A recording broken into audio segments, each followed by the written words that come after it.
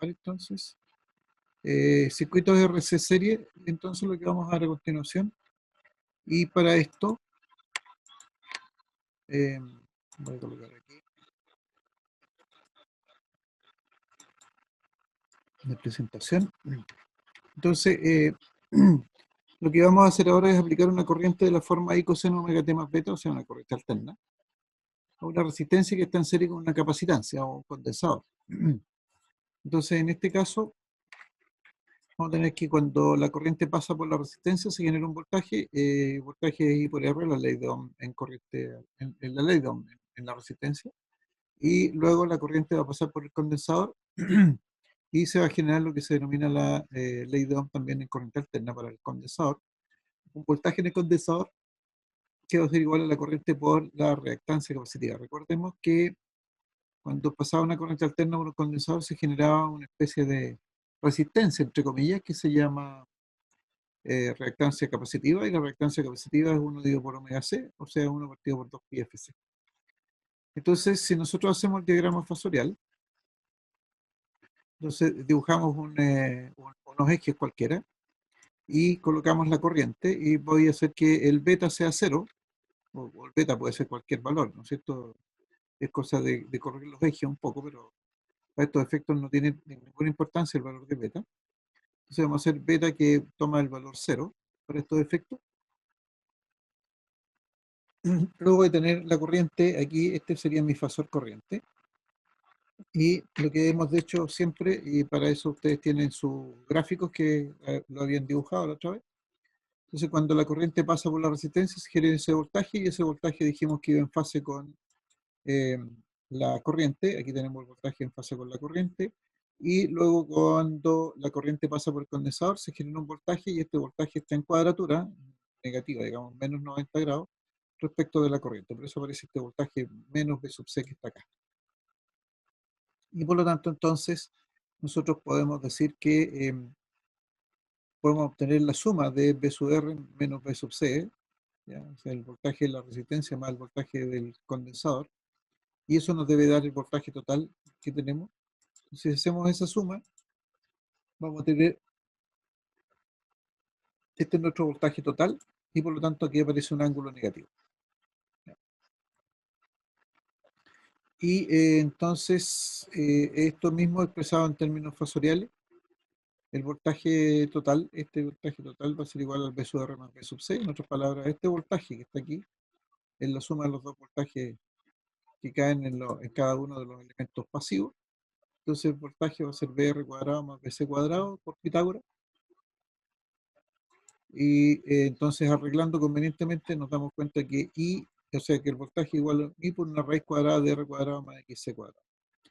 Esta raíz tiene unidades de medida que son las ohm, y la resistencia de este ohm y la reactancia capacitiva de este ohm. Por lo tanto, este valor I raíz cuadrada de R cuadrado más XC cuadrado es una impedancia, y la impedancia entonces la podemos denominar de esa manera. El módulo de la impedancia entonces va a ser R cuadrado más XC cuadrado, y va a estar dado en ohm. Su unidad de medida es el ohm. Y también podemos calcular cuánto vale este ángulo. Y el ángulo, este ángulo va a ser entonces el arco tangente de imaginario, que es menos B sub C dividido por el real, que es B sub R. En definitiva, el ángulo de fase entre el voltaje y la corriente es arco tangente de menos XC dividido por R. ¿Ya? Y menos para que, bueno, nos da negativo aquí, pensando que nuestra referencia es la corriente. ¿Ya? Cuidado con las referencias, porque hay algunos textos que mencionan la referencia de los voltajes, no las corrientes. Entonces el ángulo es menos XC partido por R. Lo importante es que el ángulo sigue siendo dependiente exclusivamente de los parámetros del circuito. No depende ni de la corriente, ni de los voltajes generados, de nada de eso. Depende exclusivamente de los parámetros del circuito. Los parámetros del circuito son XC y R. Es lo que está aquí. Y de la otra manera que nosotros podemos expresar esta impedancia, que es la que sería visto de los terminales de entrada del circuito, entonces R menos JXC. O lo que es lo mismo, un Z con un ángulo de menos phi. Y eso está dado en ohm. Esa es la otra forma de poder hacer eso. Y en este caso, el voltaje está en atraso respecto lo que hemos dicho respecto de la corriente. O sea, en este giro, recuerden que este giro va girando esto en sentido antihorario, entonces pasa primero la corriente y luego el voltaje. Por eso decimos que el voltaje está en atraso respecto de la corriente. Aquí hay un ejercicio que lo vamos a pasar por ahora porque para avanzar un poco más. Y vamos a ver lo que significa la última forma de conectar los circuitos serie, que es un circuito RLC serie, donde tenemos los tres elementos: resistencia, la bobina de condensado. Entonces, aplicamos corriente alterna a los tres elementos que están en serie, y como ya hemos dicho, la resistencia responde con un voltaje, que es I por R, la inductancia responde con un voltaje, que es I por XL, y la capacitancia también responde con un voltaje, que es I por XC. Donde ya sabemos que XL es 2πfL, sabemos que XC es 1 partido por omega C o 1 partido por 2πfC. Entonces, si seguimos la misma forma de lo que hemos estado trabajando, si, si, si generamos unos ejes cualquiera, como estos que están aquí, y colocamos la corriente sobre el eje real, entonces vamos a tener la corriente sobre la referencia, entonces vamos a tener la corriente, y entonces podemos decir que el voltaje y la resistencia está en fase con la corriente. El voltaje en la bobina ya sabemos que está desfasado más 90 grados. El voltaje en la bobina está desfasado aquí en más 90 grados y el voltaje del condensador está desfasado en menos 90. Aquí arbitrariamente yo puse que el voltaje en la bobina es mayor que el voltaje digo que el voltaje en la bobina es mayor que el voltaje en el condensador de forma absolutamente arbitraria.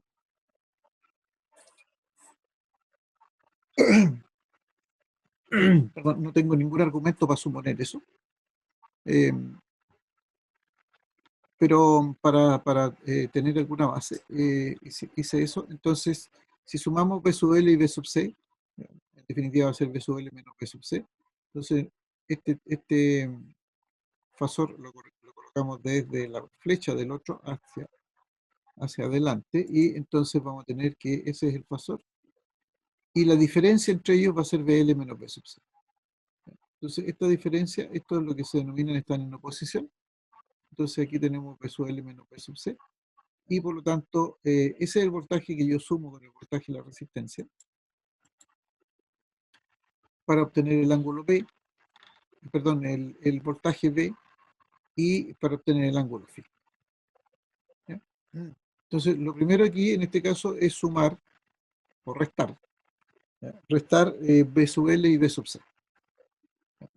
Yo digo sumar porque B sub C lo considero negativo al tiempo. Entonces, B sub L menos B sub C, y aquí voy a tener entonces más B sub R, y tengo el ángulo φ, que es el ángulo de fase entre el voltaje y la corriente. Esto sobre el supuesto de que B sub L es mayor que B sub C. Fíjense que si el supuesto fuese al revés, que B sub C es mayor que B sub L, entonces este B sub C crecería bastante más hacia abajo, y el B sub E lo podría bajar, para que se noten las diferencias. Y sin embargo, voy a tener aquí un B sub L menos B sub C, pero ahora para la parte inferior de mi gráfica, y por lo tanto este voltaje vendría hacia abajo. Y en ese caso, si B sub C es mucho mayor que B sub L, tengo un ángulo negativo, lo cual me indica que en ese caso el circuito es más capacitivo, y en este caso que está dibujado aquí, el circuito es más inductivo. ¿Por qué? Porque B sub L es mayor que B sub C. Esa es la única razón. Entonces es conveniente calcularlo o que nos lo digan en el problema. En el planteamiento del ejercicio nos debiesen decir cuál es la situación de B sub L y de B sub C, a menos que tengamos que calcular. Ahora, fíjense ustedes que el voltaje total, entonces va a ser este B sub R cuadrado, o sea, el B sub R más B sub L menos B sub C, que es la suma de los tres fasores, o B sub R cuadrado, que sería la parte real, más la parte imaginaria al cuadrado, y la parte imaginaria es B sub L menos B sub C al cuadrado. Si primero es la resta y luego elevado al cuadrado. Ahora, como B sub L, B sub C y B sub R están relacionados con las corrientes, con una corriente I, entonces podemos decir que voltaje es igual a una I por la raíz cuadrada de R cuadrado más XL menos XC al cuadrado.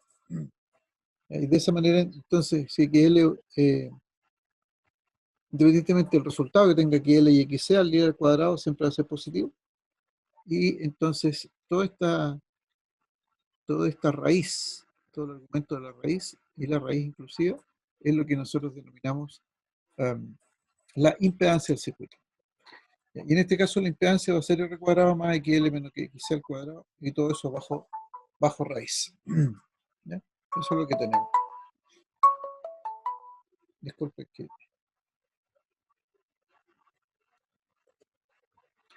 Ya, entonces ahí estaríamos.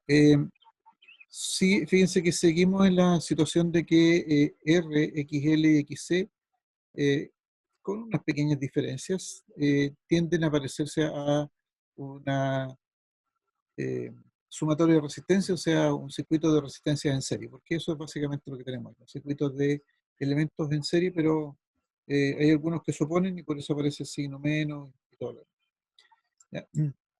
El ángulo también podemos calcularlo, este ángulo phi. Entonces el ángulo phi va a ser el arco tangente de B sub L menos B sub C, dividido por B sub R, que es lo que tenemos aquí. Y si reemplazamos B sub L, B sub C y B sub R por estas expresiones que tenemos acá arriba, entonces, ordenando eso un poco, nos vamos a dar cuenta que nuevamente el ángulo depende de los parámetros del circuito. Es decir, de XL, de XC y de R. Que es lo que se cumple en las tres condiciones. Entonces, siempre el ángulo va a depender de los parámetros del circuito y no de los voltajes ni de las corrientes. ¿Ok? Fíjense que además aquí, si XL es mucho mayor que XC, este ángulo es positivo. Y obviamente eso es lo que sucede porque este tiende a crecer hacia los 90 grados. A mayor que XL, a medida que XL sea mucho, mucho mayor que XC, este ángulo va a ser cada vez más positivo y más cercano a los 90 grados. Si XL es mucho menor que XC, entonces tenemos la situación al revés, que el ángulo pasa a ser negativo.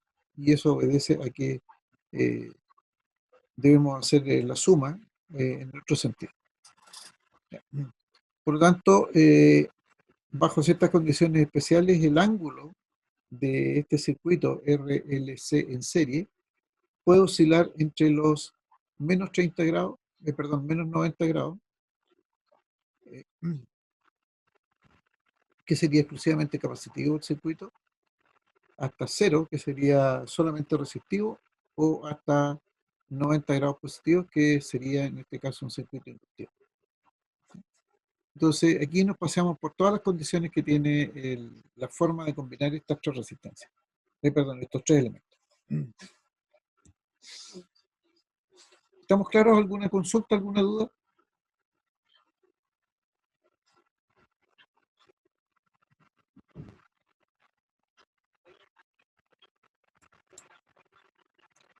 Ahora, lo que aquí no podemos decir es que si el voltaje va a estar en adelanto o en atraso, porque eso depende de los valores de L y XC. Fíjense que de XL y XC, de esos dos valores depende, para saber si el voltaje va en adelanto o va en atraso, porque en este caso particular, dependiendo de los parámetros de L y de C fundamentalmente, se pueden variar estos voltajes, tanto el BL como el B sub C, y dependiendo de ese valor y de esa variación, entonces voy a tener que el ángulo puede ser positivo, fíjense que se nota, XL menos XC, si XC es mayor, entonces el ángulo es negativo. Si XL es mayor que XC, el ángulo es positivo, y por lo tanto, este fasor, el fasor voltaje, podría viajar desde menos B sub C, pasando por B sub R y terminando en B sub L. ¿Ya? O sea, puede ser eh, completamente capacitivo, puramente resistivo o completamente inductivo.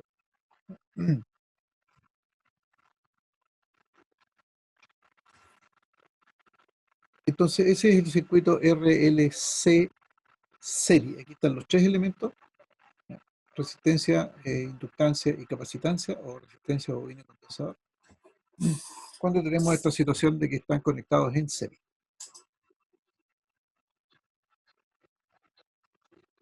Un pequeño ejercicio: es un circuito de RLC serie con R igual 20 ohm, L igual 200 milihenrios, C igual 200 microfaradios.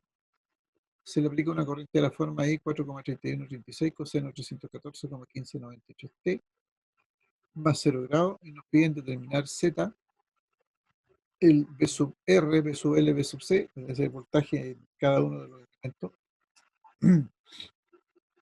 El voltaje total también nos piden, el ángulo de separación entre voltaje y corriente, y dibujar el diagrama fasorial. Entonces el Z ya lo conocemos. Dijimos que Z era igual a R cuadrado más el XL menos XC al cuadrado. Entonces en este caso resulta ser de 51,0015 ohm la impedancia. Y si calculamos el ángulo, fíjense, no necesitamos nada más para calcular el ángulo, no tenemos que digamos, desarrollar ninguna cosa extraña. Entonces el ángulo phi va a ser el arco tangente de XL menos XC partido por A. Entonces aquí podemos ver qué sucede en distintos, en distintos casos de XL y XC y R, ¿no? Si XL menos XC, o sea, XL es muchísimo mayor que XC, si es muchísimo mayor que XC, probablemente va a tender a cero, nos va a quedar solamente XL, y la resistencia va a ser, digamos, el ángulo de separación de voltaje y corriente va a ser inductivo. Si fuese al revés, entonces el ángulo phi, que es el ángulo de separación entre voltaje y corriente, sería con un ángulo negativo. Entonces, lo otro que podemos decir es que Z es igual a R, que serían los 20, más JXL, que serían los 62,8319, menos los 15,9155. Hacemos esa diferencia, elevamos al cuadrado. Ah, no, hacemos la diferencia aquí y tenemos el número complejo, que es la impedancia. Y aquí tenemos el ángulo, que lo podemos tener en módulo y el ángulo.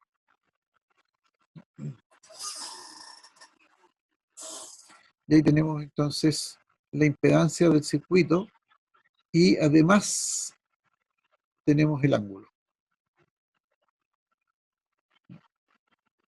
Entonces aquí el ángulo de separación entre el voltaje y la corriente es de 66,9 grados, un tremendo ángulo, bastante grande, que para este caso tiene valores netamente ilustrativos más que nada. B sub R, entonces 4,3136, esto es el valor máximo, por lo tanto aquí estamos calculando el B sub R máximo. El B sub L también es I por XL. Fíjense que el voltaje en la inductancia, este B sub L, es 271,0317 volts. Y nos queda el XC, que nos da un voltaje B sub C, I por XC, y el resultado de esto es J68,6581. Aquí no hacemos ninguna cosa extraordinaria aparte de lo que ya hemos visto antes. Eh, y acá tenemos el diagrama fasorial.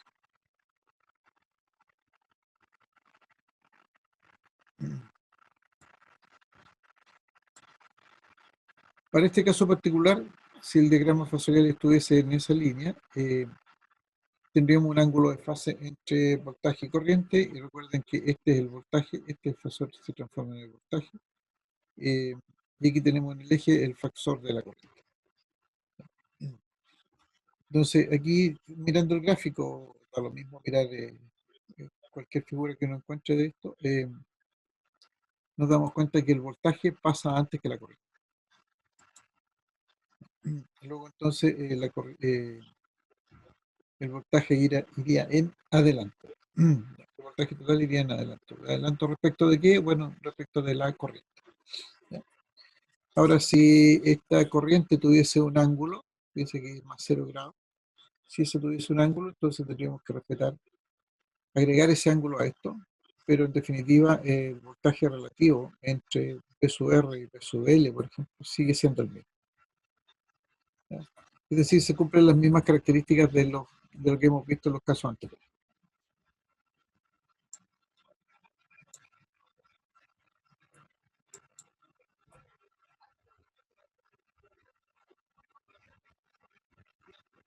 ¿Qué sucede si la frecuencia aumenta a 100 Hz? Y también qué sucede si la frecuencia baja a 25 Hz. Eh, Le voy a pedir que lo hagan eso ustedes y me indiquen el módulo y el ángulo de la impedancia. Solamente en el primer caso, si F es de 100 Hz, y después lo mismo para determinar lo mismo si ahora la frecuencia F es igual a 25 Hz. Entonces me interesa saber qué pasa en cada uno de esos casos.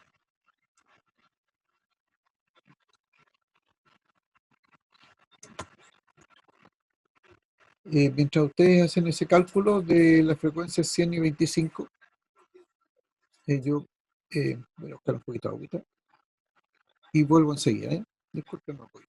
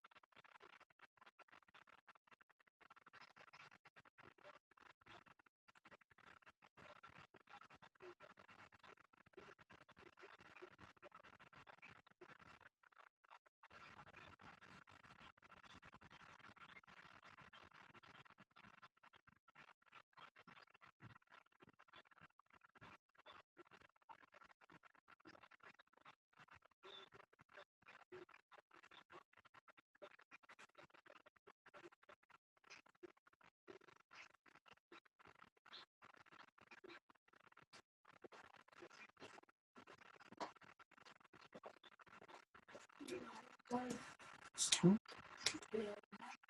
Ya.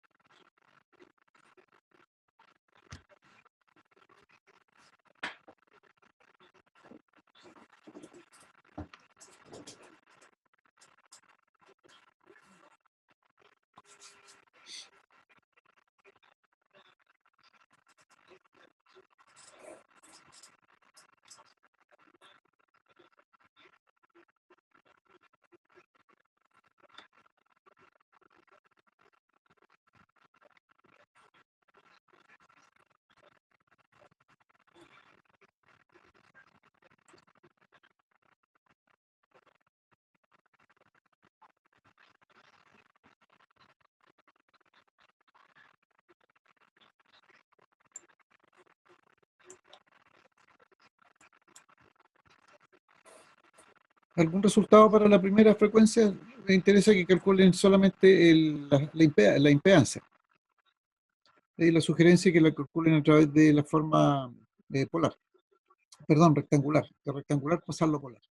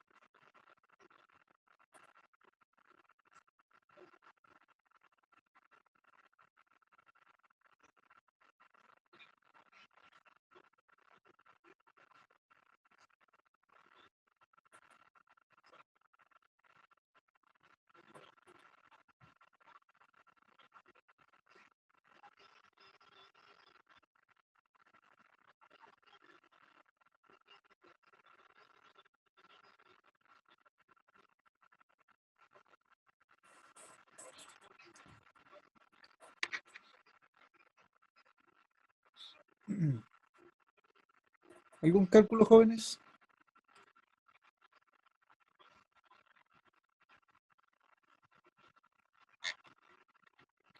Sí.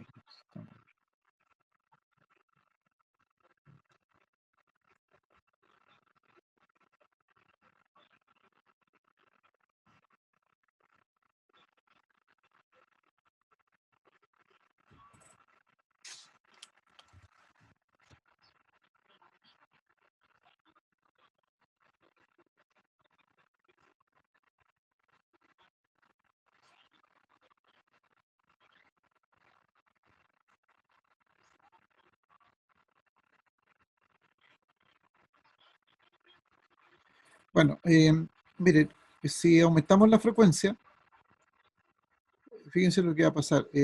La reactancia inductiva, el XL, va a aumentar porque aumenta la frecuencia. Recuerden que la inductancia inductiva es directamente proporcional a la frecuencia, omega L, y omega es 2pi-f. En cambio, la reactancia capacitiva, a medida que aumenta la frecuencia, disminuye, porque es inversamente proporcional a la frecuencia. Por lo tanto, si aumenta la frecuencia al doble respecto del caso anterior, porque aquí teníamos 50 ciclos, eh, entonces el circuito se hace más inductivo. Por otro lado, si la frecuencia baja, en este caso a la mitad de lo que teníamos originalmente, de 314,1593, aquí ustedes calculan esto, la frecuencia les va a dar 50 ciclos, pero si la bajamos a la mitad, el circuito que era antes inductivo pasa a ser ahora capacitivo.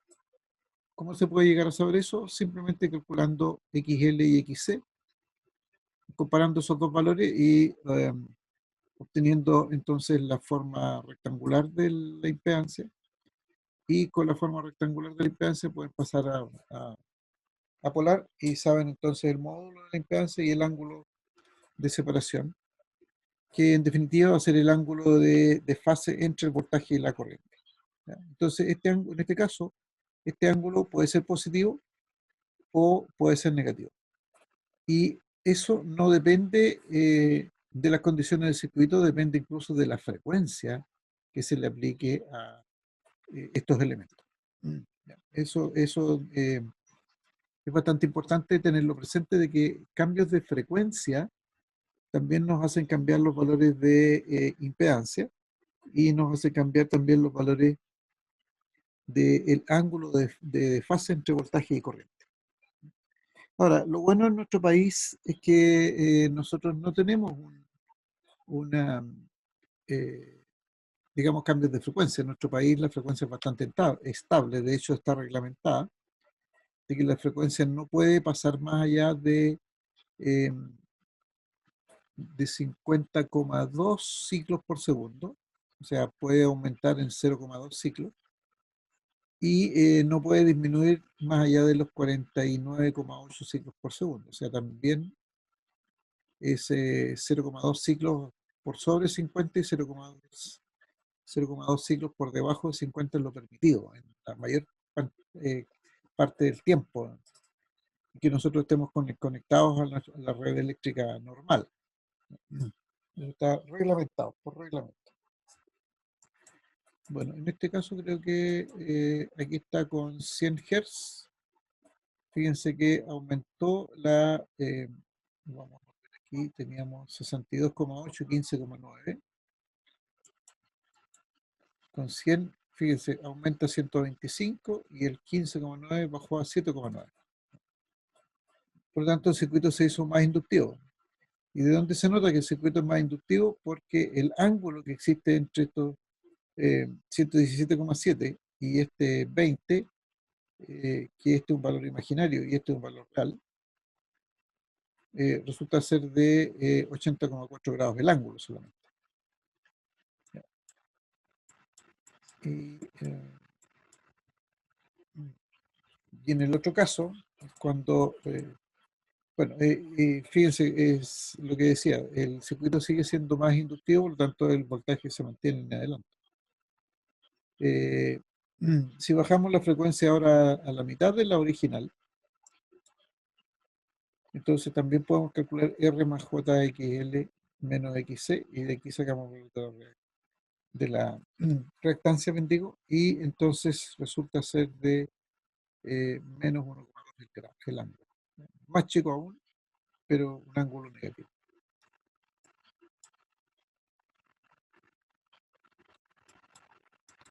Y aquí está desarrollado el ejercicio para ambos casos.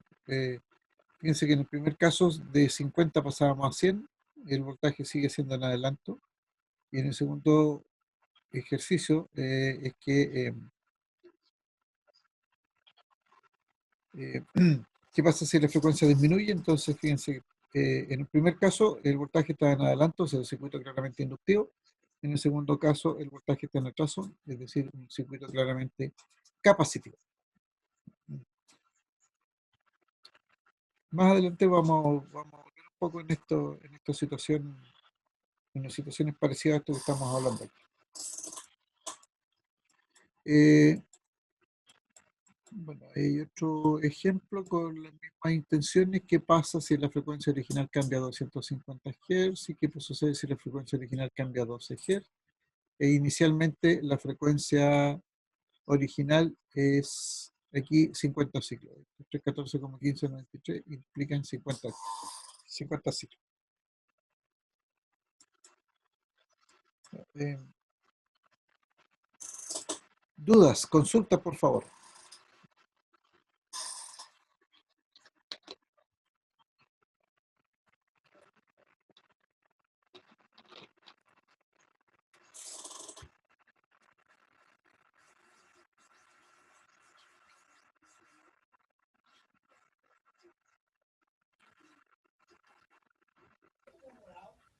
Profe, ¿lo de la frecuencia se transformaba con polar acaso?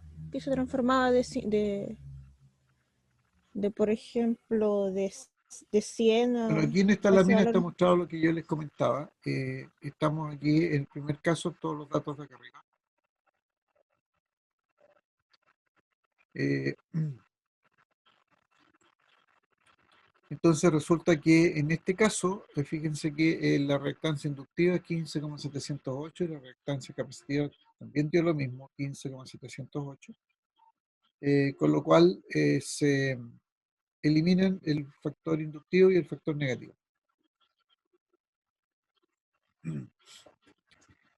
Y al eliminarse, entonces queda solamente resistivo. Fíjense que a 20 ángulos, o sea, más J0, que es lo mismo que decir 20 ángulos de 0 grados. Y aquí están calculados los valores en la resistencia, en la bobina, el condensador y el total, en valores máximos y en valores efectivos. Ahora, si la frecuencia la aumentamos a 250 Hz, que sería esto aquí, entonces tenemos que la reactancia inductiva es de 75,5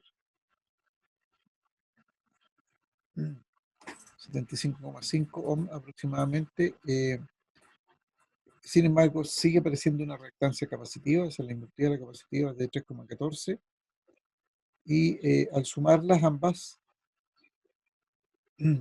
fíjense que el circuito resultante es de 35,2 grados en este caso, eh, un ángulo bastante elevado. Y la otra característica es que es positivo. Ahora, si la reactancia, si la frecuencia de 250 ciclos la cambiásemos a 12 Hz, ¿qué va a suceder aquí? Que la reactancia capacitiva en este segundo caso es de 65,25 ohm, bien digo, y el ángulo ahora es de menos 72 grados. Entonces, el circuito se transforma desde un inductivo a un capacitivo. Y eso solo cambiando la frecuencia, no, nada más. Solamente sucede en este caso cambiando la frecuencia.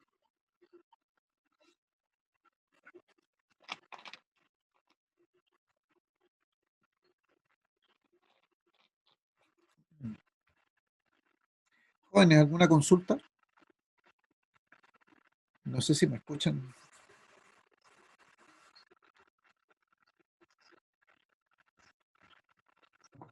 Ninguna, profe.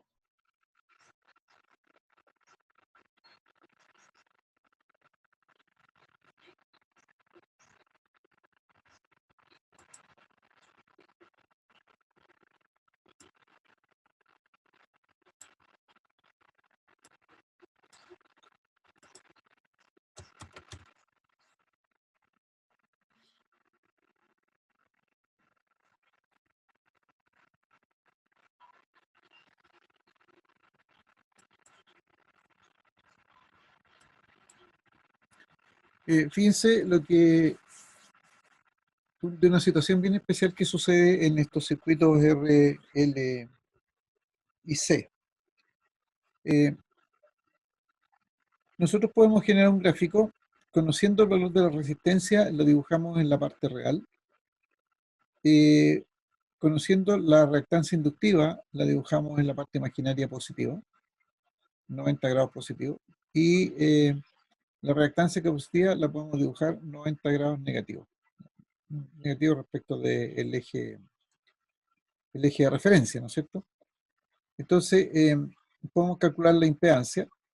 Y este gráfico que está aquí, nosotros lo denominamos diagrama RX, porque lo que representa son los parámetros del circuito. Pero lo que habíamos dicho, que tanto el módulo como el ángulo, conociendo R, XL y XC, podemos generar este diagrama, y nos va a suceder de que si hacemos ese dibujo, o los cálculos, si ustedes quieren lo mismo, podemos calcular este ángulo phi. Independientemente del valor de Z, podemos calcular este ángulo phi. Ahora, la otra forma también puede ser graficando lo que hemos estado haciendo hasta ahora, B sub R, B sub L y B sub C. ¿Ya? Y al calcular este PT y ver cuál es el ángulo, nos vamos a dar cuenta de que este ángulo es exactamente igual a este ángulo de acá. Recuerden que este ángulo phi que aparece aquí entre este voltaje total y la corriente total, este es el ángulo de separación entre el voltaje y corriente, y que lo que habíamos dicho que depende exclusivamente de los parámetros del circuito, es decir, de R, de XL y de XC. Que es lo mismo que estamos dibujando acá. O sea, nosotros podemos hacer una segunda forma de gráfico, de diagrama fasorial. Entonces, en este segundo caso se denomina diagrama BI, o sea, de voltaje y corriente, en donde el ángulo es el mismo que es el ángulo de la impedancia. Entonces podemos dibujar un diagrama RX o podemos dibujar un diagrama BI y estamos hablando de lo mismo. El ángulo phi se va a mantener exactamente igual.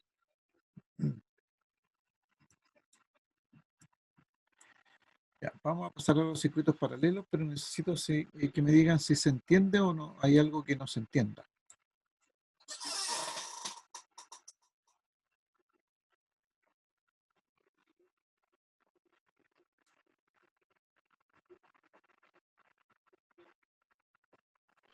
¿Se entiende bien, profe?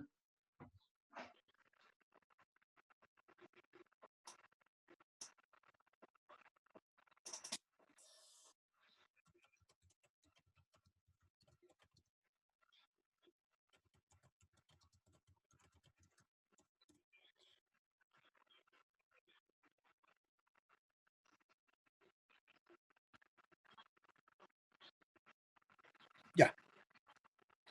Vamos a ver ahora los circuitos paralelos, que es la otra forma de conectarle. Entonces lo mismo,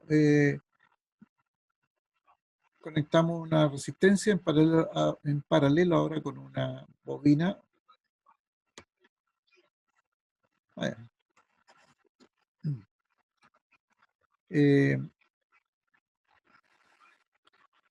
Lo que vamos a colocar ahora no es una corriente, sino que un voltaje. ¿Por qué vamos a cambiar a voltaje ahora? Fundamentalmente porque como estamos hablando de circuitos en paralelo, el voltaje es el mismo. Y esa es la misma razón por la cual el análisis de los circuitos serie lo hicimos con corriente, porque la corriente en un circuito serie es la misma. Entonces, en un circuito paralelo, el voltaje es el mismo, y por eso vamos a hacer el análisis sobre el voltaje. Por lo tanto, los diagramas fasoriales que vamos a ver en la tablita son los de la última columna de lo que ustedes dibujaron tiempo atrás. Entonces, cuando aplicamos un voltaje de la forma, un voltaje de corriente alterna a una resistencia y una bobina, cada uno de ellos independientemente responde a una corriente. Eh, la corriente en la resistencia es V partido por R, ley de Ohm. La corriente en la bobina va a ser V partido por XL, ley de Ohm. Segundo caso, ley de Ohm para la corriente alterna. Entonces, si nosotros hacemos un gráfico ahora para poder entender un poco más cómo funciona esto, decimos que colocamos el voltaje sobre el eje de referencia para tener un ángulo cero entre esos dos. Entonces, si aplicamos un voltaje a la resistencia responde con una corriente que va a ir en fase con el voltaje, eso ya lo hemos dicho repetidas 20 veces. Y en el caso de un voltaje aplicado a una bobina o una inductancia, entonces esa inductancia o bobina responde con una corriente, ¿ya? Pero esa corriente va a depender del XC, ya lo que vimos, y se va a generar un ángulo aquí entre estas corrientes. Fíjense que si sumamos corriente, para obtener esta corriente total, sumamos I sub R más I sub L, que es lo que nos dice el amigo Kirchhoff, ¿no es cierto? La corriente total igual a IR más IL, no hay otras corrientes acá. Entonces, si sumamos estas dos corrientes, debiésemos obtener esta corriente I. Entonces la sumamos, tenemos la corriente I y nos aparece aquí un ángulo que para estos efectos aparece ahí como negativo. Entonces aquí podemos decir que la corriente va en atraso respecto del voltaje.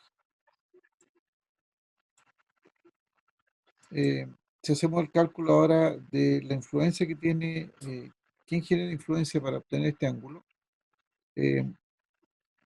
podemos decir que I sub R es V partido por R e I sub L es V partido por XL, si lo elevamos al cuadrado y después despejamos, vamos a tener que la impedancia va a ser igual a la corriente ahora dividido por la raíz cuadrada del inverso. Y si ustedes recuerdan, este es lo que nosotros vamos a denominar 1 dividido por toda esta raíz es lo que nosotros denominamos la impedancia del circuito.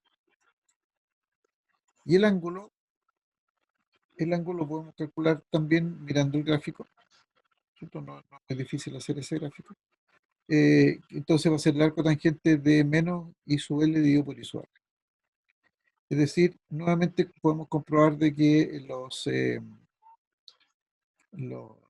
el ángulo de fase depende de los parámetros del circuito y no del nivel de corriente ni de voltaje.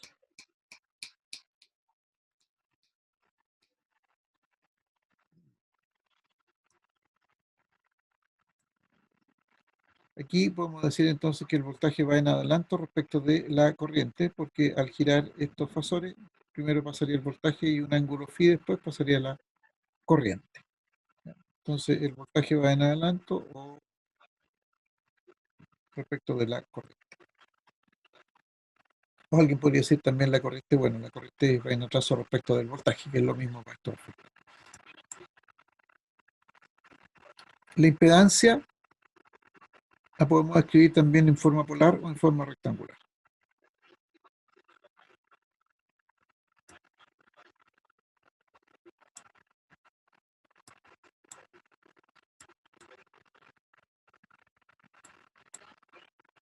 Si hacemos un ejercicio, denme un segundito, por favor.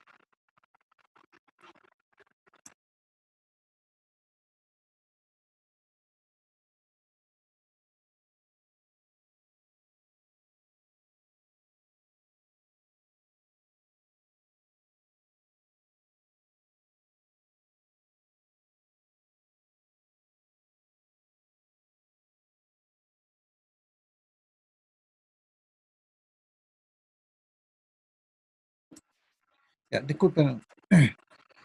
Entonces, si hacemos un ejercicio con los mismos valores que ya teníamos, entonces ya conocemos cuánto vale XL fíjense que el XL no depende de la configuración que tenga el circuito, o sea, no depende si el circuito, la instancia va a estar en serio o en paralelo. Eh, y entonces podemos, aplicando esta fórmula, podemos calcular la impedancia. ¿Ya? O, eh, y ahora también podemos, ya que conocemos todos los valores de resistencia y de reactancia inductiva en este caso, y conocemos el voltaje, porque aquí tenemos los 220 volts máximos, entonces podemos calcular la corriente en amperes máximos para estos efectos, tanto para la resistencia como la bobina, y por lo tanto, si sumamos estos dos valores, debiese darnos la corriente total, porque eso es lo que nos dice el amigo Kirchhoff. Pero un pequeño detalle, que la suma de I sub R y sub L no es una suma directa, ¿ya? Porque la corriente, la resistencia, está en el eje de las X y la corriente en la bobina está en el eje imaginario, ¿ya? Menos J, aquí. Entonces por eso no podemos llegar y sumar 11 más 3,5 amperes. Eso no es posible. Entonces tiene que ser 11 al cuadrado más los 3,5 al cuadrado, porque es esta la imagen.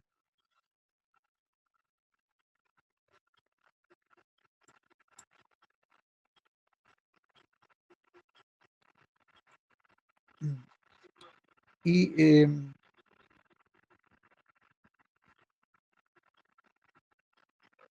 aquí falta...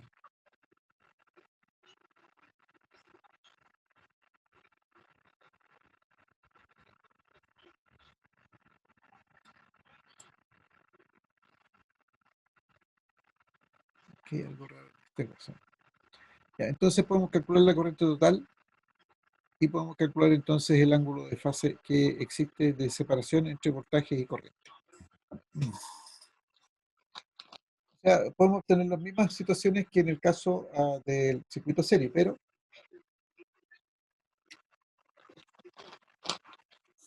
los fasores que vamos a ocupar son otros. Pero fíjense que sin embargo la conclusión final es la misma. Sigue estando el voltaje en adelante. Sigue estando el voltaje en adelante.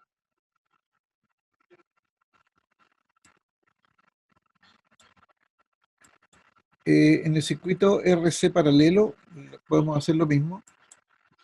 Entonces, en este caso, la corriente por la resistencia va a ser V partido por R, lo que ya sabíamos. La corriente en la capacitancia va a ser V partido por XC.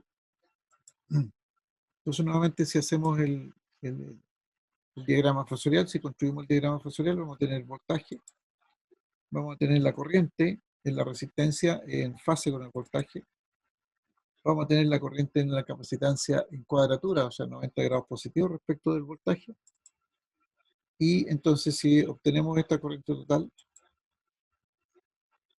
va a dar una cosa por ahí, y por lo tanto el ángulo de fase estaría dado por phi.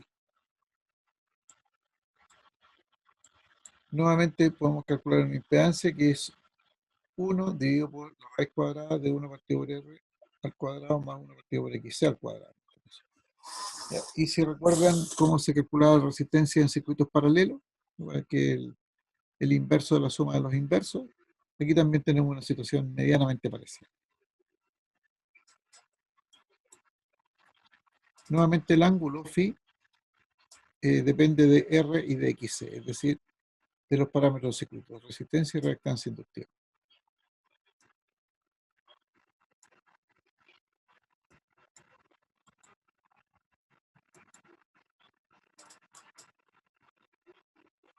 Me voy a saltar este ejercicio porque es muy similar al que han hecho antes. Para llegar al circuito RLC paralelo, porque este es el otro tema importante, el circuito RLC paralelo también, entonces vamos a tener aquí una corriente por la resistencia, una corriente por la bobina y una corriente por el condensador. Cada una de ellas actúa por separado, digamos. Y vamos a tener I sub R P partido por R, I sub L P partido por XL, I sub C P partido por XC. Entonces, nuevamente, si nos vamos al diagrama fasorial, que es uno de los elementos importantes en este caso, entonces vamos a encontrar que el voltaje está en nuestro eje, porque por algo lo controlamos nosotros ese voltaje. la corriente en la bobina va a ir en fase con el voltaje en la resistencia, con el voltaje general, eso ya lo sabemos. La corriente en la bobina va a ir desfasada menos 90 grados respecto del voltaje. La corriente en el condensador va a ir desfasada 90 grados respecto del voltaje. Y nuevamente vamos a tener que la corriente en el condensador y la corriente en la bobina, igual que en el caso de los circuitos de RLC serie, que eran voltaje, aquí son las corrientes, nos vamos a encontrar que esas corrientes están en oposición, uno va en un sentido y la otra va en sentido contrario, por lo tanto hacemos la suma de esas corrientes, de esos fasores, y entonces vamos a tener IC menos IL, y podemos calcular entonces esa corriente I y con ello el ángulo φ. Para eso, ¿qué hacemos? Calculamos mediante Pitágoras el ángulo. Primero calculamos el módulo y luego podemos calcular el ángulo. Y nos damos cuenta que nos vamos a encontrar con un z, que es igual a 1 dividido por la raíz cuadrada de 1 partido por r cuadrado más 1 partido por r1 más 1 partido por r2, etc. Ah, perdón, estoy hablando aquí. Eh, más 1, perdón, más 1 partido por x, c menos 1 partido por xl y todo eso al cuadrado.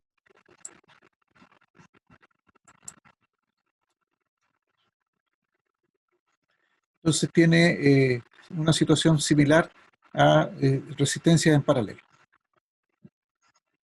O sea, vuelven a cumplirse los mismos preceptos que ya habíamos visto antes. Y el ángulo, nuevamente podemos decir que el ángulo depende de los parámetros del circuito. La parte imaginaria dividido por la parte real del cotangente, entonces encontramos que depende exclusivamente de los parámetros del circuito. En este caso, si el ángulo es positivo, como se muestra aquí, o sea, IC es mayor que IL, entonces vamos a tener que el voltaje está en atraso respecto de la corriente. Fíjense, la corriente va a estar en la posición que está mostrándose aquí en el gráfico.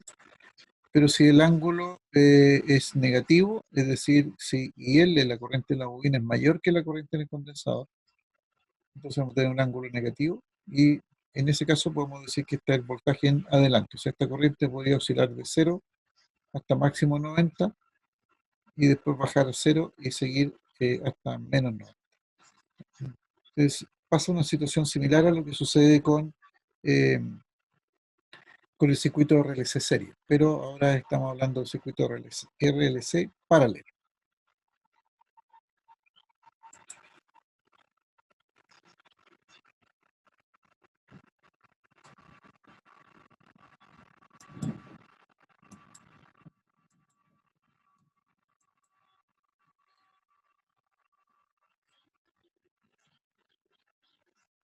Ya, les voy a pedir que hagan este circuito, que me vayan comentando los resultados.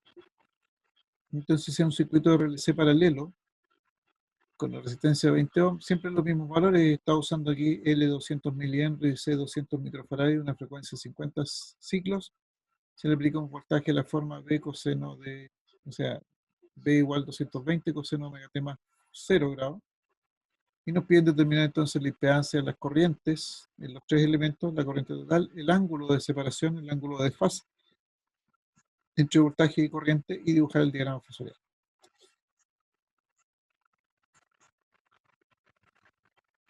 Entonces lo van haciendo y me van comentando, por favor, los resultados que vayan teniendo para ir mirando lo que tenemos.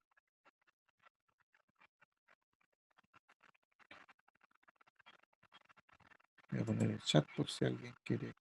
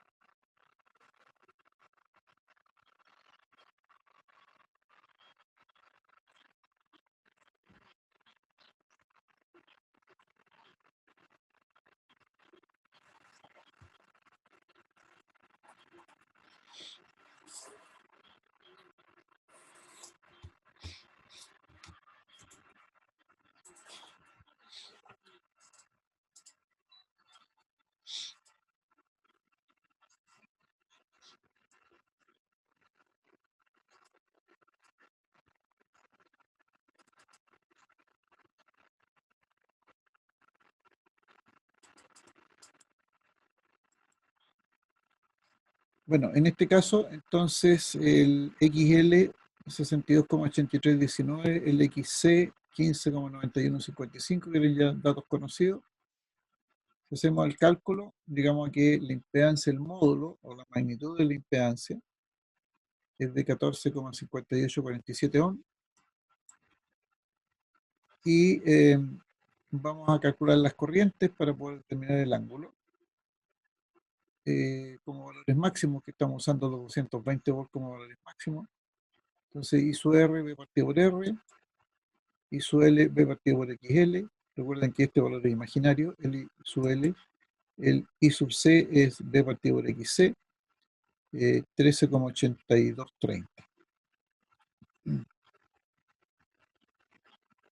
Si hacemos el diagrama fasorial, tenemos una situación más o menos como esta. Fíjense que I sub C es mayor que I sub L para estos efectos, o sea, estaría bien como está dibujado aquí. Eh, no está tan a escala que digamos, pero nos da a conocer cuál es la idea. Y ese phi tiene que estar aquí adentro. Se me escapó ahí. Entonces podemos calcular el ángulo de varias formas. Aquí se calcula el ángulo a través del coseno, pero al final da lo mismo. Podemos hacer el cotangente de imaginario partido por el real. Y nos vamos a dar cuenta que el ángulo es de 43,2 grados.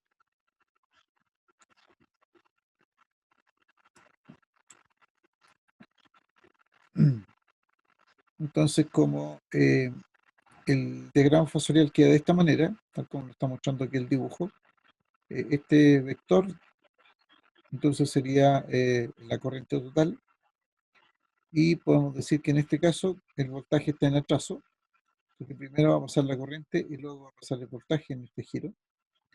Eh,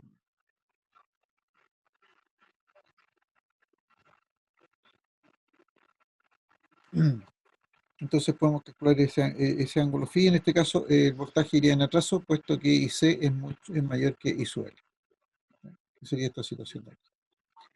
Nuevamente, si nosotros hiciéramos una variación de las frecuencias, podríamos llegar también a un ángulo negativo, porque este ángulo podría partir desde menos 90 hasta más 90. O sea, puede ocupar cualquier parte del primero y cuarto cuadro.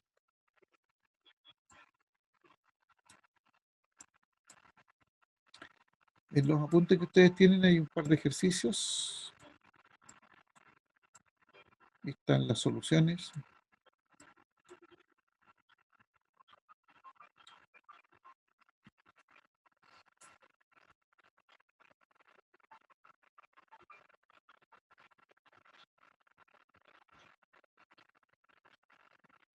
Em, ¿Consultas hasta ahí?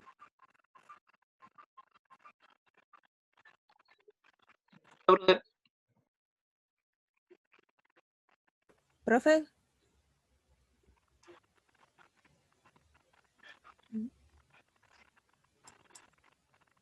Nos damos 5 minutos, necesito despejarme un poquitito. Nos damos 5 minutos, pueden ir a buscar un cafecito, un juguito, y nos reencontramos en 5 minutos para hablar de este tema que viene a continuación, que es la resonancia, y si que alcanzamos a ver algo de potencia, si no trabajamos un par de ejercicios con circuitos RLC mixto, que es lo que podemos hacer ahora. 5 minutos y volvemos, un cafecito.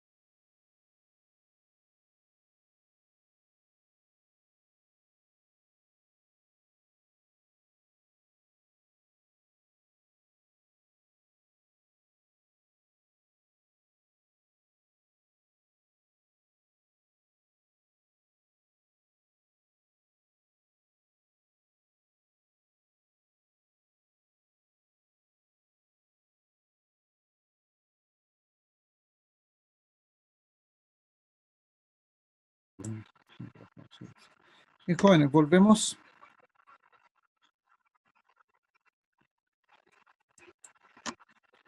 Vamos a hablar un poquitito de este nuevo tema que se denomina resonancia de circuitos. Para ello vamos a hacer un pequeño resumen de lo que hemos estado viendo. Y si tenemos el circuito de RLC serie, dijimos que la impedancia dada por esta formulita, R cuadrado más XL menos XC al cuadrado. Y de aquí podemos encontrar tres situaciones diferentes. La primera situación es que XL es mayor que XC, y podemos hacer el cálculo, no hay problema, porque la diferencia es positiva, y además va al cuadrado, así que no tiene problema, no hay problema, y podemos calcular el Z. Como XL es mayor que XC, podemos decir que el circuito es inductivo. Segundo caso, si XL es menor que XC, si XL es menor que XC, la diferencia es negativa, pero al ir al cuadrado no es problema. Por lo tanto, se puede calcular la raíz sin ningún inconveniente. Y como XC mayor que XL, podemos hablar de que el circuito es capacitivo. Y la tercera situación, que es la de mayor interés, es cuando XL igual a XC. Si XL igual a XC, fíjense, se anula esto, y entonces la impedancia queda igual a la resistencia. Entonces podemos decir lo siguiente: si XL igual a XC, XL vale omega L, XC vale 1 partido por omega C. Entonces aquí podemos decir que omega cuadrado, despejando convenientemente, omega cuadrado igual a 1 partido por LC. Y este es un omega bastante especial, 2pi f, entonces le vamos a llamar f0, que va a ser igual a 1 dividido por 2pi raíz cuadrada de L por C. Esta es una frecuencia que es bastante especial. Veamos lo que sucede ahora con un circuito paralelo. En el circuito paralelo dijimos que, voy a cambiar esto para este otro lado. Dijimos que el circuito paralelo, la impedancia era 1 partido por la raíz cuadrada de 1 partido por R cuadrado más 1 partido por XL menos 1 partido por XC al cuadrado. En realidad da lo mismo aquí hablo de XC primero, el XL primero. Entonces nuevamente podemos encontrar tres situaciones en las cuales XL es mayor que XC, podemos hacer el cálculo, no hay problema. Luego que XL sea menor que XC, también se puede hacer el cálculo, no hay ningún inconveniente. No van a haber valores negativos aquí dentro de esto, porque están todos los valores agregados al cuadrado, así que no hay problema. Y nuevamente el caso tercero, que XL igual a XC. Nuevamente, si XL igual a XC, estos dos valores se anulan. Y nos va a quedar que la impedancia es igual a la resistencia. Por lo tanto, nuevamente podemos hacer lo mismo que en el caso anterior: XL igual a XC, omega L igual a 1 partido por omega C, en donde podemos calcular que F0 nuevamente es 1 partido por 2pi LC, y si ustedes se fijan, los dos valores son exactamente iguales. Ese valor de frecuencia que se obtiene de esa manera lo denominamos frecuencia de resonancia. ¿Qué es la frecuencia de resonancia? Un valor bastante específico de resistencia tal que hace que la inductancia inductiva y capacitiva en un circuito, ya sea que esté circuito serio o en paralelo, se anulen. Fíjense que aquí puede aparecer esto. Fíjense lo que tenemos aquí en un circuito de RLC serie. Cuando aparece esta frecuencia de resonancia, para efectos del circuito, sin necesidad de retirar del circuito la inductancia y la capacitancia, sin necesidad de retirarla, estoy tratando de que me quede eso. Sin necesidad de retirar la inductancia y la capacitancia, estas dos se anulan, pero se anulan entre ellas. Entonces, para estos efectos, la impedancia que ve la fuente en este circuito es como si solamente existiese la resistencia. ¿Ya? Es como si se hubiese vuelto en un circuito puramente resistivo, lo cual no es verdad. ¿Ya? No es cierto, porque existe el XL, existe el XC, existe el L, existe el C, pero lo que ha sucedido es que ambos se han anulado. ¿Ya? Ahora, lo que puede ocurrir aquí es que como estos desaparecen y la resistencia es la mínima posible, Entonces la corriente se puede elevar mucho y pueden aparecer aquí tensiones muy altas que pueden ser peligrosos para los elementos. Entonces, en electricidad, el obtener la resonancia de los circuitos, jugar con con la frecuencia para obtener esa frecuencia de resonancia no es una muy buena idea. Si consideramos los datos que hemos estado trabajando, 200 milihenries la inductancia, 200 microfaradios la capacitancia, entonces en este caso la frecuencia de resonancia va a ser 25,14, 1646 Hz. Esa es la frecuencia de resonancia. ¿Qué significa esa frecuencia de resonancia? Lo vamos a ver detrás de un gráfico. Fíjense que si variamos la frecuencia de 10 en 10, o sea, desde los 10 Hz, y hacemos una lista de los valores de frecuencia, impedancia y corriente que vamos a obtener. Tengo aquí 10 Hz, 11, 12, etc. Fíjense lo que pasa con la impedancia. La impedancia es 69,9, 61,8, 55, empieza a disminuir a medida que aumentamos la frecuencia, a partir de los 10 ciclos. Como la impedancia empieza a disminuir, entonces la corriente necesariamente tiene que empezar a aumentar. Cuando se llega a la frecuencia de resonancia, los 25,16, aquí los valores de XL y XC se anulan por completo. Un poco antes habían pequeños valorcitos, pero que prácticamente se cancelaban solo. Entonces, nuevamente tenemos al máximo valor de corriente porque tenemos la mínima impedancia. A medida que seguimos aumentando la frecuencia, entonces podemos salir de la resonancia, 26, 27, 28, etc. Fíjense que la impedancia total empezó a subir ahora, de 20, 20.1, 20.5, etc. Empezó a crecer, y al crecer la impedancia, entonces la corriente disminuye. Eso sucede en un circuito serie. Fíjense entonces lo que sucede. Si nosotros llevamos esto a un gráfico, aquí tengo la impedancia en azul. A medida que aumento la frecuencia, la impedancia disminuye. Disminuye hasta cuando se toma el valor de la frecuencia de resonancia. Eso es la menor cantidad de resistencia que voy a obtener. Y cuando paso esa frecuencia de resonancia, entonces la impedancia empieza a crecer de nuevo. Pero cuando la impedancia pasa por su valor mínimo, la corriente llega a su valor máximo. Como la corriente del valor máximo y la reactancia inductiva y reactancia capacitiva no se ven, entre comillas, pero sin embargo generan voltaje, esos voltajes podrían ser muy peligrosos para el circuito. Por eso que la resonancia de los circuitos no conviene, en electricidad, niveles de potencia, no conviene que el circuito entre en resonancia. Afortunadamente en nuestro país la frecuencia es constante, por lo tanto nadie podría variar las frecuencias, pero lo que podría variar serían, por ejemplo, los condensadores del sistema eléctrico. Habitualmente nosotros estamos variando los condensadores, la capacidad de los condensadores de cualquier sistema eléctrico. Entonces, si eso varían, también podríamos caer en resonancia. Entonces aquí también se ha desarrollado el caso de ir variando la capacitancia. Y a medida que vamos variando el valor de la capacitancia, empieza primero a disminuir la impedancia hasta que llegue a un valor mínimo, que en este caso son los 20 ohms. Y a partir de allí,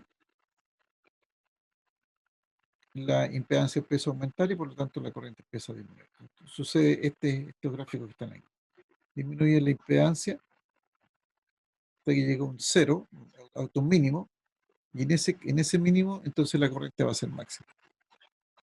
Si seguimos aumentando la frecuencia, empieza a aumentar la impedancia y por lo tanto la corriente empieza a disminuir. Es decir, también podríamos caer en resonancia si es que cambiamos las capacitancias del circuito. Mantenemos el resto constante. Por último, también podríamos variar la inductancia del circuito, un poco más difícil, pero posible. Y también podríamos llegar a caer en resonancia. Aquí también hay una secuencia de datos de mediciones de inductancia y cómo va disminuyendo. Primero disminuye la resistencia la impedancia del circuito, llega al valor mínimo y empieza a aumentar. Por lo tanto, tenemos esta situación de que la corriente en un minuto puede ser tomar el valor máximo. Los circuitos paralelos no están exentos de esto. ¿Ya? En un circuito paralelo también puede entrar en resonancia. ¿Ya? Y aquí tenemos el circuito paralelo. Aquí es bastante más peligroso inclusive. Entonces, cuando entran en resonancia, el voltaje de entrada ve como que si el circuito fuese puramente resistivo. ¿Ya? Es decir, existe solamente la resistencia porque la bobina y el condensador mutuamente se anulan. Pero si nosotros vemos que aquí hay una circulación de corriente cada vez mayor, y eso se puede medir incluso, podemos ver de que la corriente aquí en el nudo, aquí al interior del nudo, si separamos esto, es cero. ¿Ya? Y por lo tanto, toda la corriente se va a ir por la resistencia. Sin embargo, estas corrientes bobinas y de condensador que no las vemos pueden llegar a ser muy elevadas y pueden ser peligrosas para la bobina o peligrosas para los condensadores.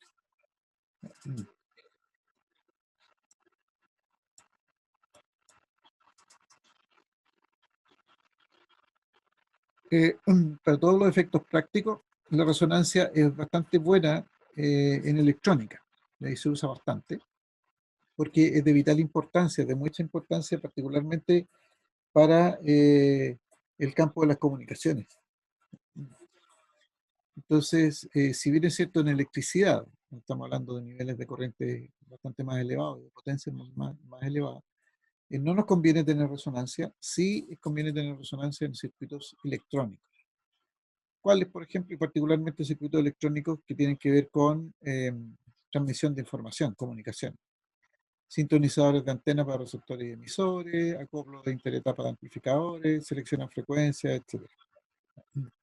Una serie de elementos que ahí es bueno que existan resonancias. Pero en el caso de los circuitos eh, de potencia, no es conveniente tener la resonancia por las razones que ya vi.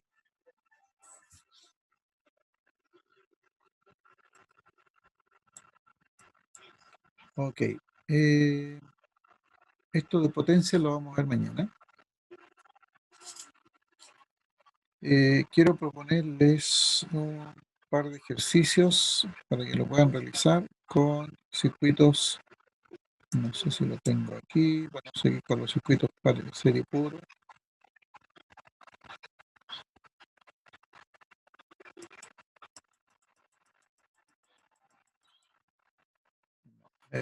Denme un segundito, por favor.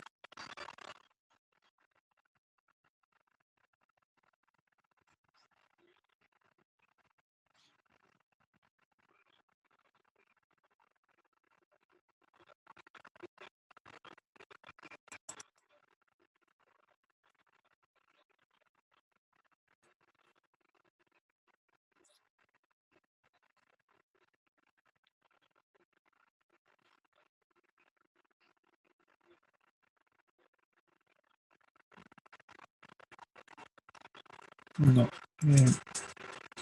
ver, vamos a ir aquí.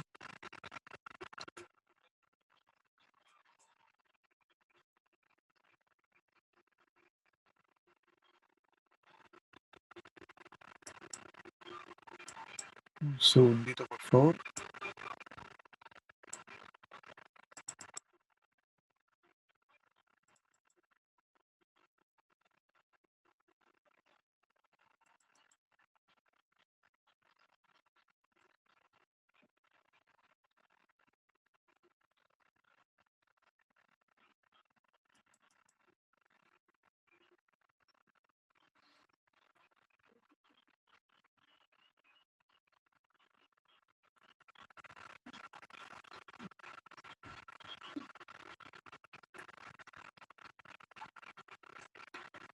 Ya, aquí tengo un ejercicio que pueden hacerlo ustedes. Tengo que anotar esto. Esto está claramente de una prueba. Entonces,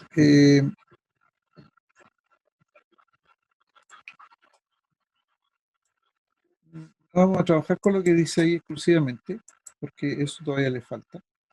¿Ya? Entonces, la idea es que ustedes, dado este circuito en donde aquí este J4 significa que esto es una bobina de 4 ohms, ya está dado el XL en otras palabras. Estos 4 ohms es una resistencia, estos J2 es una bobina también, estos 5 ohms es una resistencia, estos 3 ohms es otra resistencia y estos menos J4 es un condensador. ¿Ya? Entonces tenemos aquí una impedancia que le hemos denominado Z1, tiene una resistencia de 3 ohms en serie con un condensador de reactancia capacitiva menos J4. Esta es otra impedancia que están en serie, que tiene una resistencia de una bobina, y aquí hay en el Z3 hay una tercera impedancia que tiene una resistencia de 4 más una bobina que da un XL de J4. Entonces, por ahora olvídense de lo que dice aquí del triángulo de potencia, porque todavía no hablamos de eso, pero que mañana lo hablemos.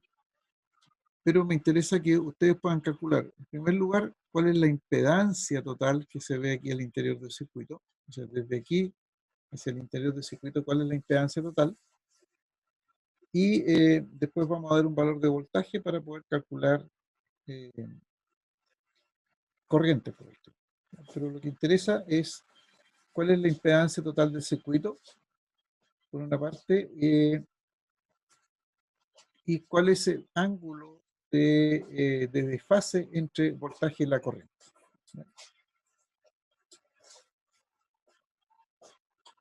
Ese es el ejercicio. ¿Alguna consulta, alguna duda?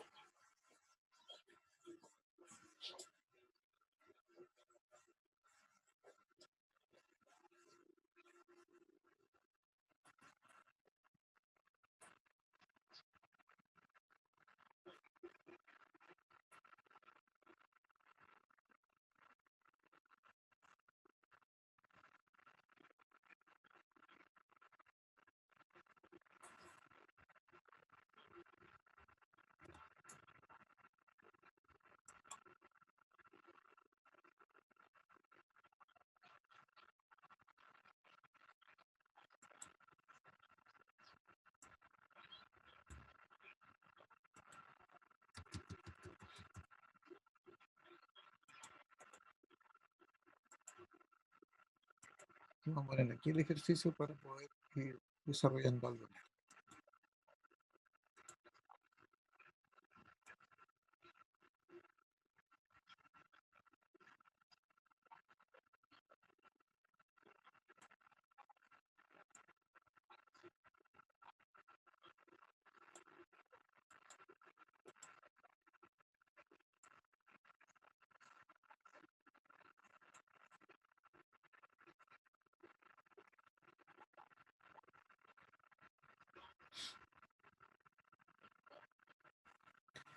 Entonces la pregunta es, ¿cómo calculamos la impedancia total mirado desde estos terminales de entrada?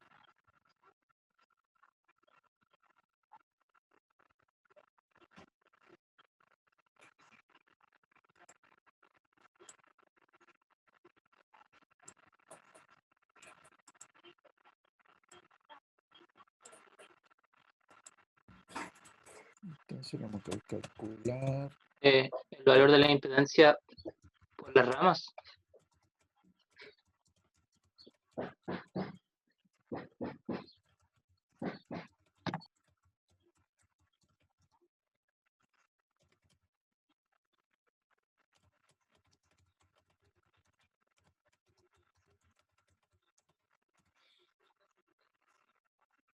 Son esas dos cosas las que vamos a pedir aquí que se hagan.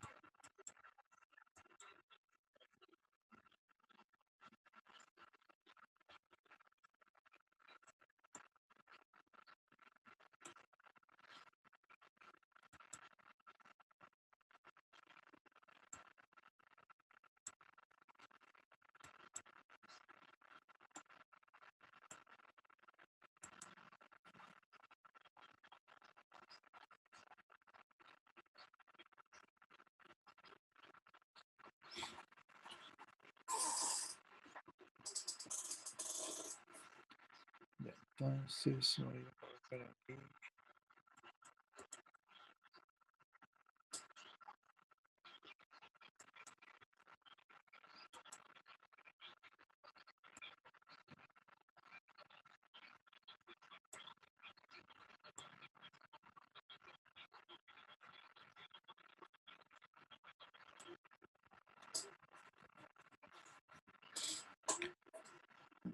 Fíjense que en este caso las impedancias Z1 y Z2 están ambas en paralelo. eh, y este paralelo está en serie con la impedancia 3.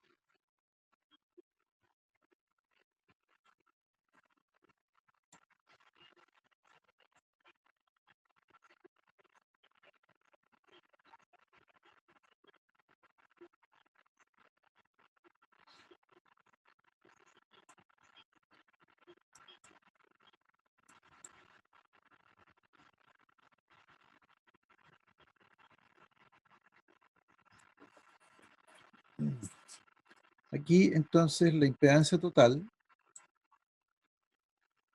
a ver, vamos a escribir aquí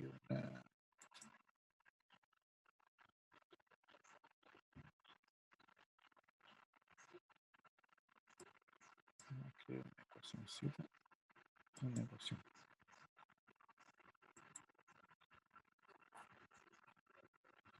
Entonces Z8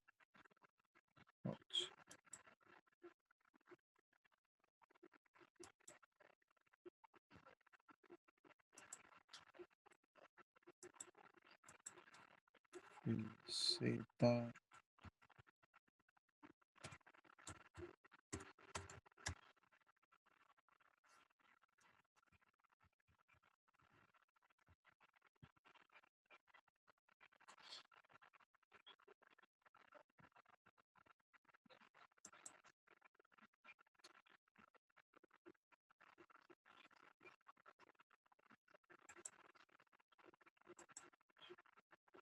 ya.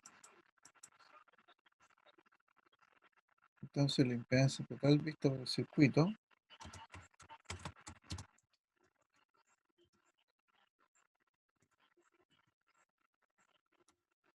la impedancia total, va a ser entonces, voy a escribir la forma como se debiese hacer esto, Z1, Z1 paralelo con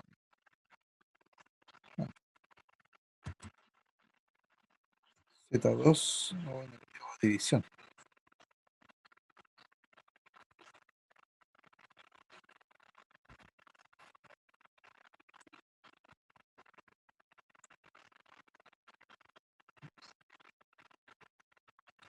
Y le sumamos el Z3. ¿Qué dirección paralela? Z1.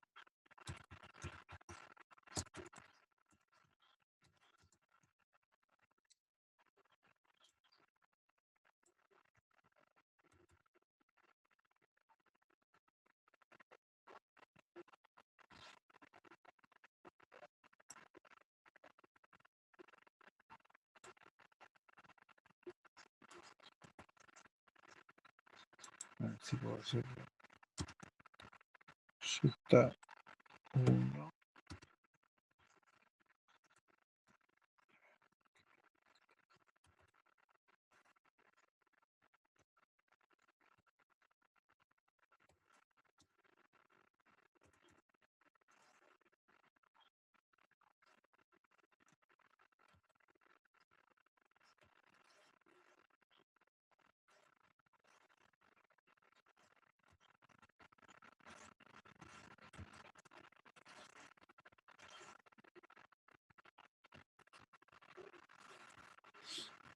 No, no quiere darme la ecuación.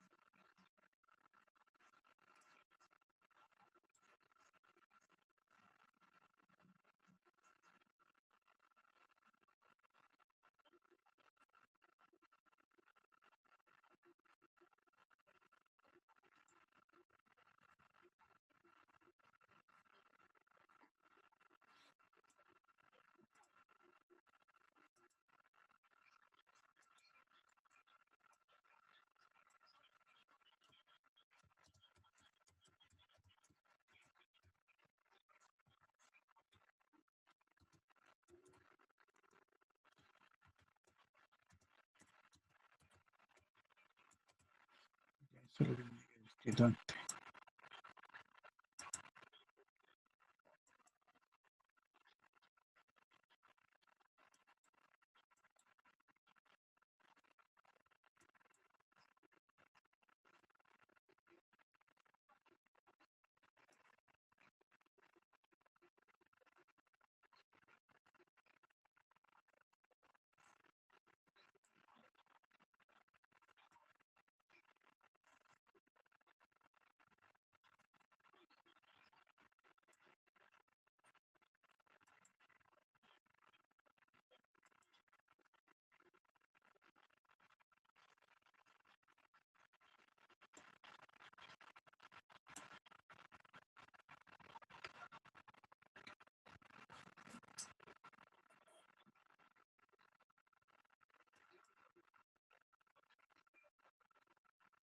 Esta sería la forma en la cual habría que calcular la impedancia total en el circuito anterior. Z1 más, perdón, el Z1 paralelo con Z2 y eso en serie con Z3.